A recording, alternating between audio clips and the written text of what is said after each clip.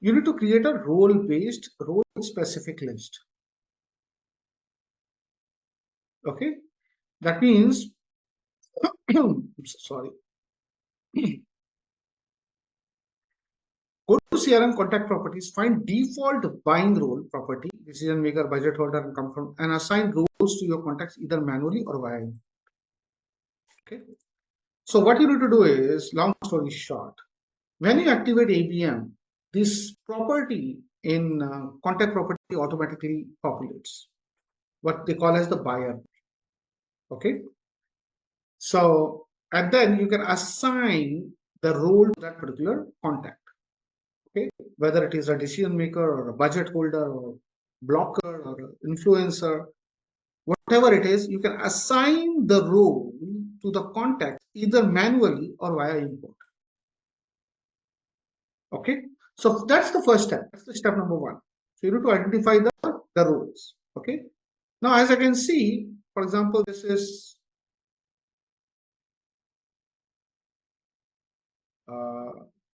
I'll just take this company, which is a pretty famous company. Okay, so this is the contact. And if I go into the contact, then this is the, if I go into the account, I'm sorry, it has got one contact. It can have 100 contacts, it can have 100,000 contacts as well, right? But in my case, there's only one contact in my CRM. Okay, so then I can go ahead and assign a role. So if I click on that, as you can see, I've already assigned a role, right? So I have assigned this person working for this particular contact as champion.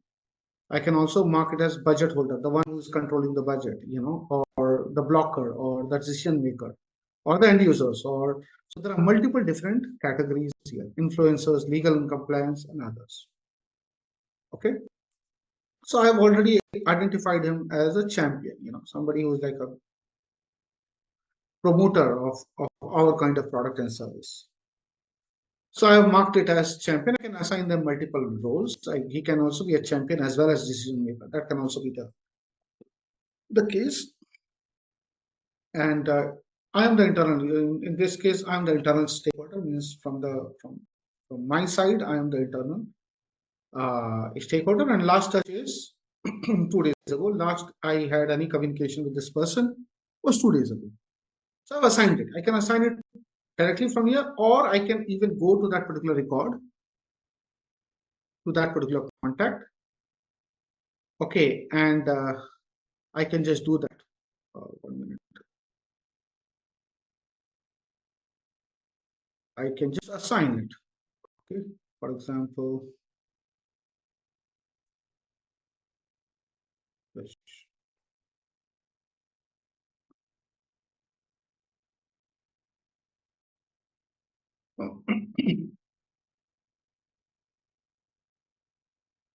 So I can just assign it manually also, going directly to the contacts.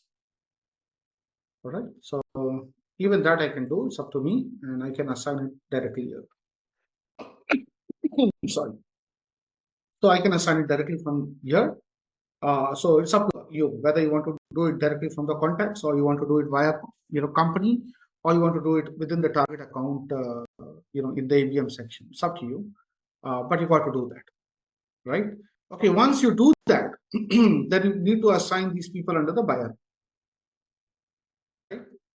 Okay, which role they've fallen under that particular campaign, under that particular account.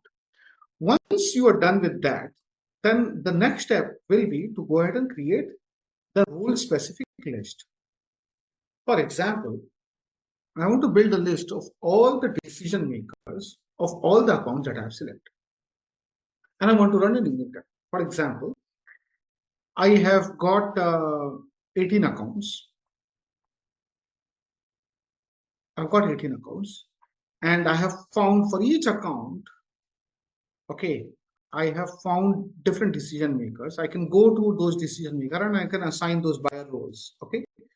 So for 18 accounts, maybe I have got 30 decision makers, 20 champions, 100 end users, and like so on. Correct. So I've got those contacts. Now the next step is I need to go ahead and segment those and create list. right? So for example, I want all the decision makers for these 18 accounts, and I want to send them email and run ads specific to them, or send them an SMS or WhatsApp message, whatever is the mode of communication. If that's the goal, okay, so that's the next step. So to create a role specific list, that means you go ahead and create lists which are role specific, and these lists are what we call as the active list, not static list. Now, what is active list and what is static list? That's another topic altogether, but I'm going to explain you quickly what active list is and what static list is. So you got to go ahead and create list, active list based on buying role, and the buying role can be decision maker, and the company should be target account. And when I say company should be target account, that means the company target account value should be yes. If you remember what we talked about,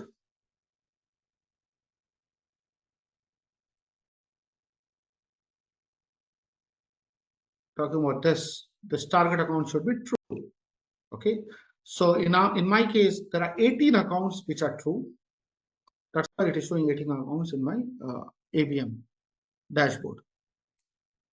All right, so the company should be target account, and repeat it for all the other kind of roles. Okay, so that's the next step, which is to go ahead and create role specific list. I have already created some lists, so I'm just going to show you. For everybody who don't know how to create list, let me just give you a small steps here. You need to go to CRM, you need to go to your HubSpot, and then go to CRM, and you can go to list. This is where you can find the list. Okay, just click on list.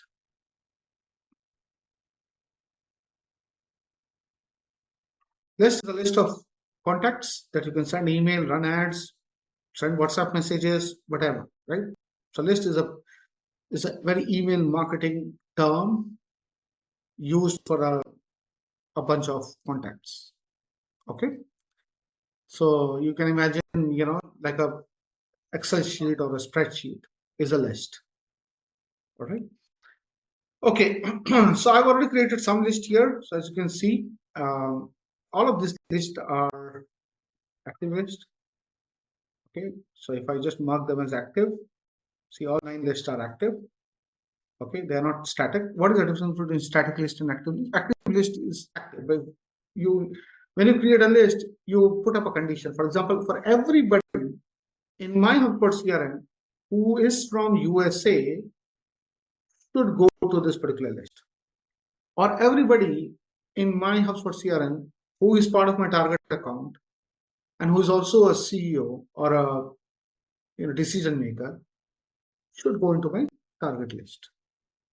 So every time a new contact is added or an existing contact is modified to fulfill that need, that condition, then automatically that contact will be added to this particular list.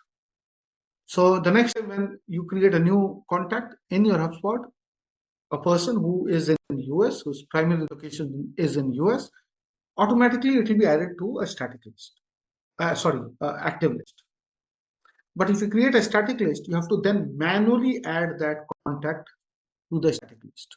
So that's the difference between active list and static list. Okay, active list is active all the time. It is always looking.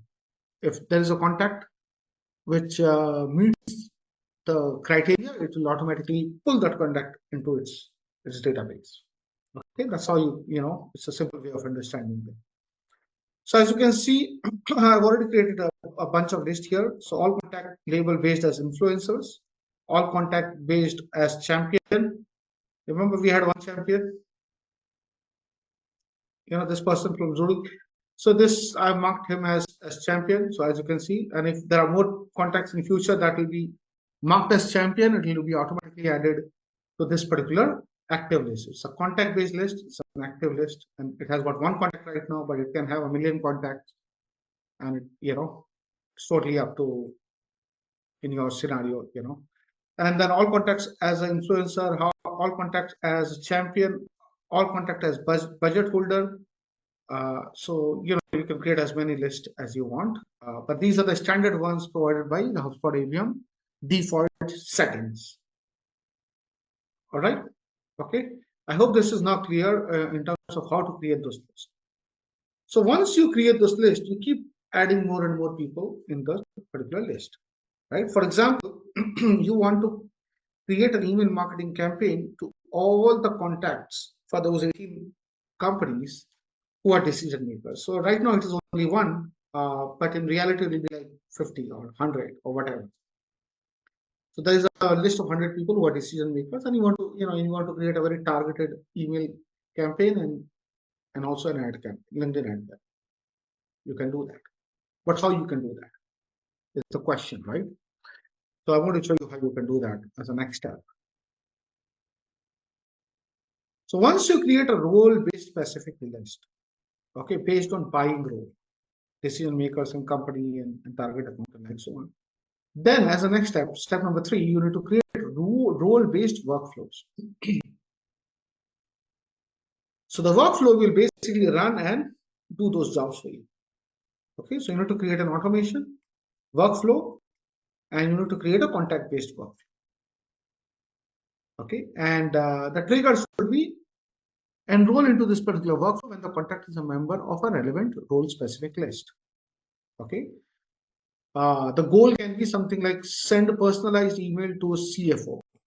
Send a very personalized case study to CFO, and CFO can be decision makers in your case. And you need to send a very specific case study to all the CEOs. And then, wait for 2 to 4 days and, check the behavior, whether they open the email, they check the ad, they open the ads, all of that. And, and then notify the sales via Slack or other notification if the contact does any action, right? If they download a case study or do something else, and the goal can be requested a demo. So you can put your meeting calendar link in the email, and if they click on that, then it meets a goal of requested demo or contacted sales.